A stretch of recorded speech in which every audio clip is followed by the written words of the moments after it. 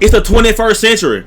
But if you walk into a house, no TV, no telephone, no Wi-Fi, but something obviously going on. But right in there, I'm calling back up.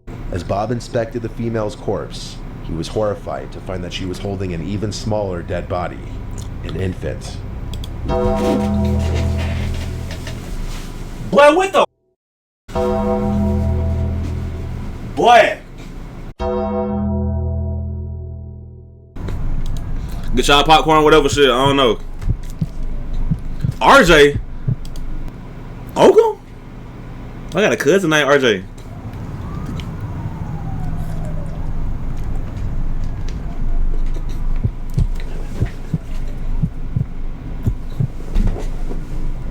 I'm a police officer in South Jersey. I've been doing this since I was 23. For the most part, it's not as exciting as it's cracked up to be. Not a whole lot happens in my county. Usually the worst calls are disturbance calls or an occasional shoplifting, with something a little more serious sprinkled in there once in a blue moon. I've done just about every possible shift there is. Fuck my cousin! What?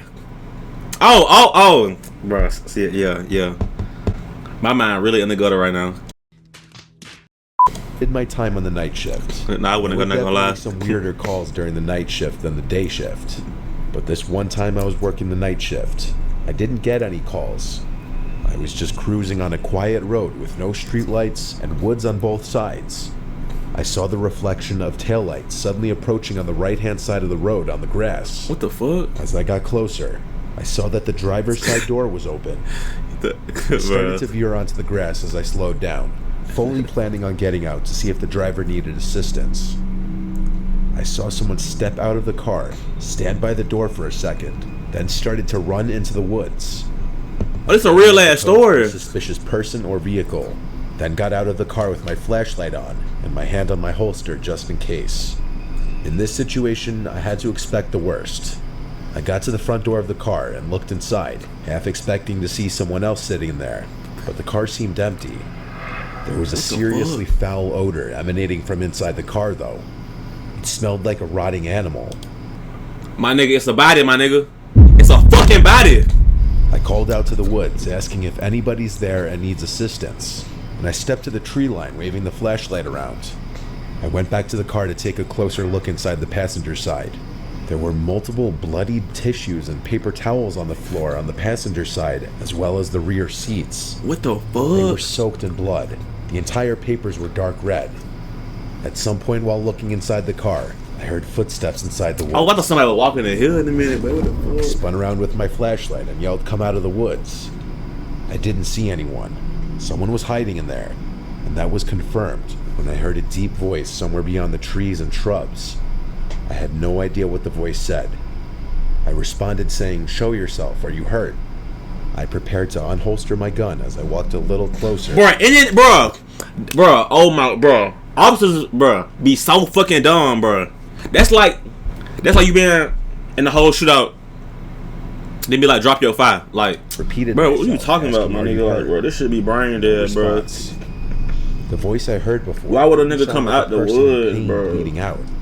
Additionally, why would they run into the woods upon seeing a police car? Shit really brain fucking me right now, not gonna lie, bro. I went back to the car and requested assistance. I noticed as I investigated the car further that so you said the man began unzipping his pants. What the fuck? The rear, I found something that made me almost puke from shock.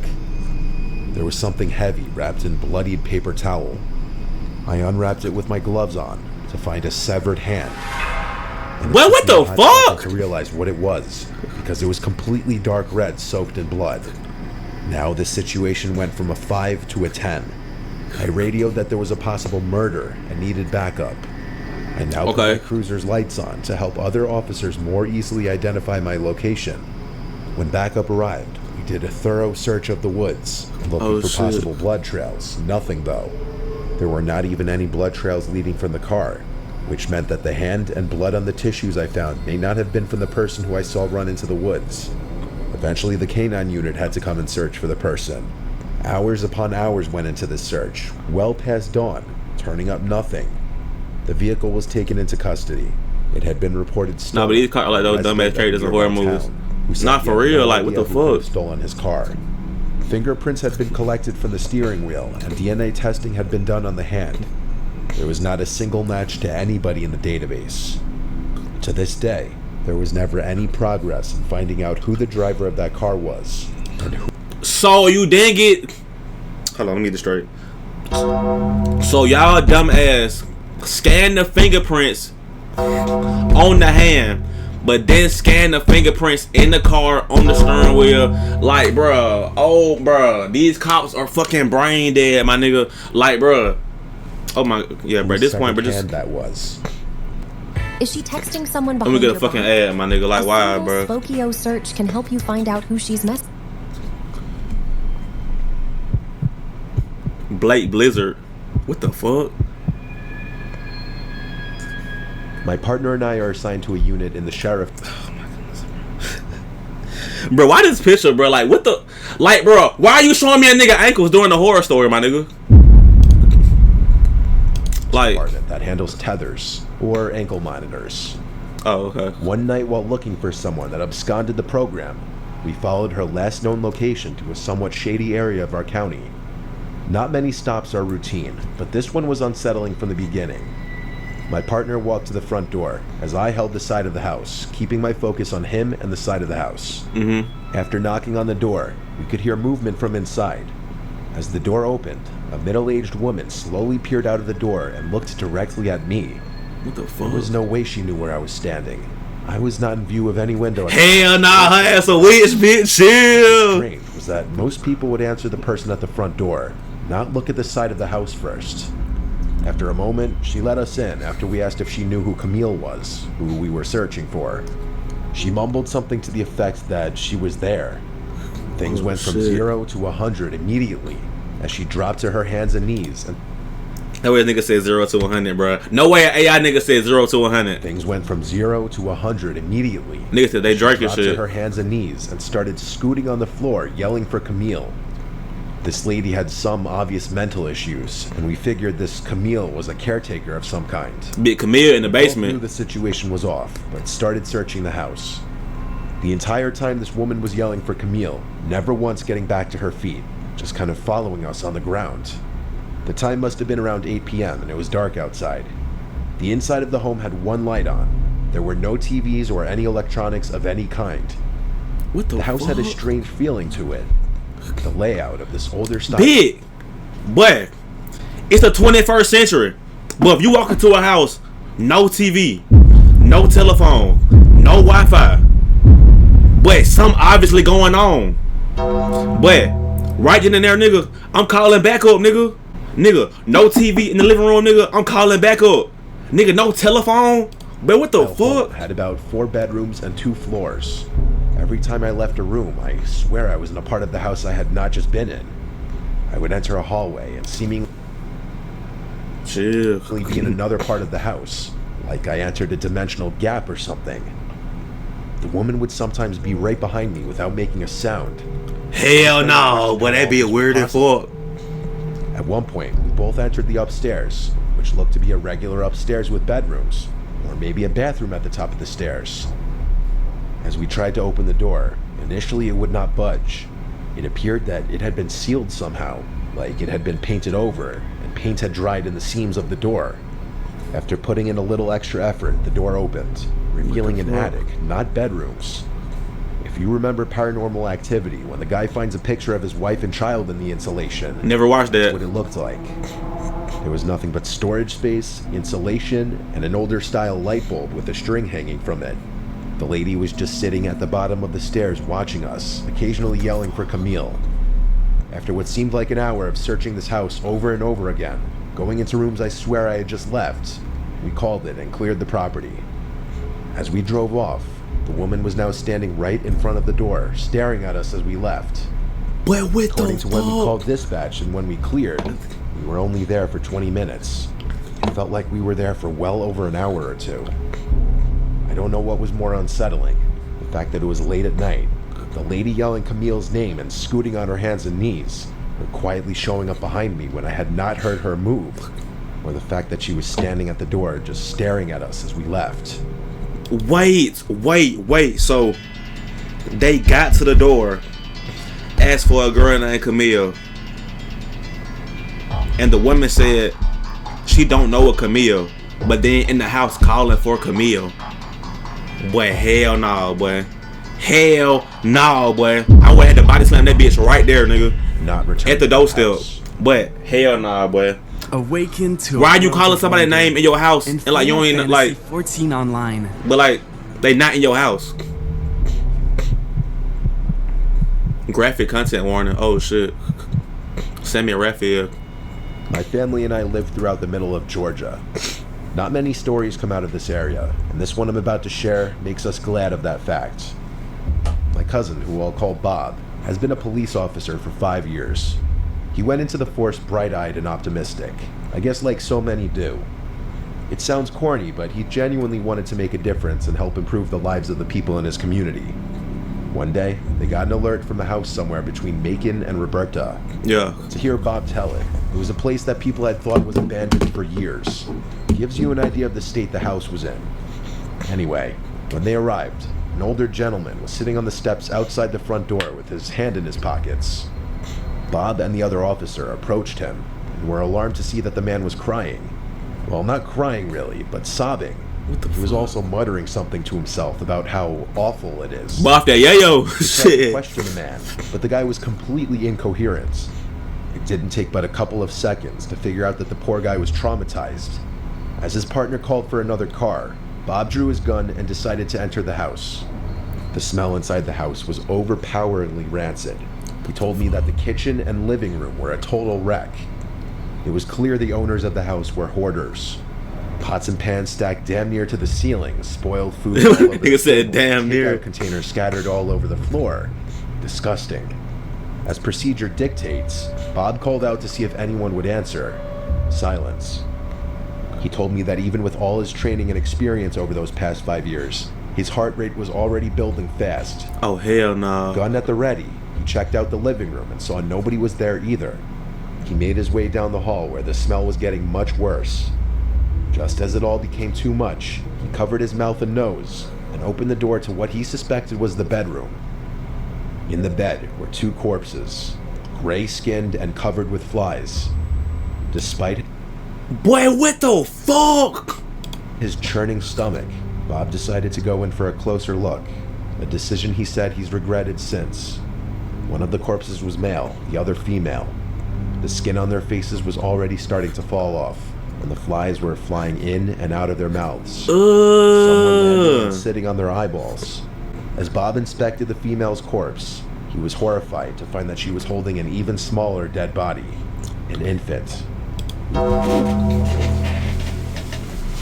Boy, what the fuck? Boy. So you mean to tell me you search a random abandoned house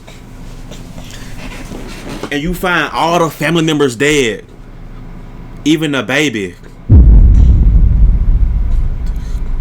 Nah, bro, that's not no natural cause shit, bro. Nah, some shit went down, bro. It wasn't until a large cockroach crawled out of the dead infant's mouth that Bob ran outside the house, doubled over, and threw up his lunch all over the steps the man had been sitting on. When the other cars finally arrived, they were able to do a more thorough inspection. The older man that Bob and his partner had met when they first arrived was a former coworker and friend of the dead man. They'd worked together at a peach packing company. The man hadn't showed up for over a week, and he'd gone to their house to see if he was okay. The poor man had been the first to see that horrible sight in the bedroom. The story that they put together was that the wife and husband had at some point become addicted to opioids. After some kind of operation a year or so before, they had started using painkillers together, and the addiction grew and grew until they started shooting up and snorting heroin. Their daughter, who wasn't more than a couple years old, They must have found drugs though. When the husband and wife discovered their baby's corpse, they finally broke completely and decided to end themselves. The coroner found enough heroin in both their bodies to kill them twice over.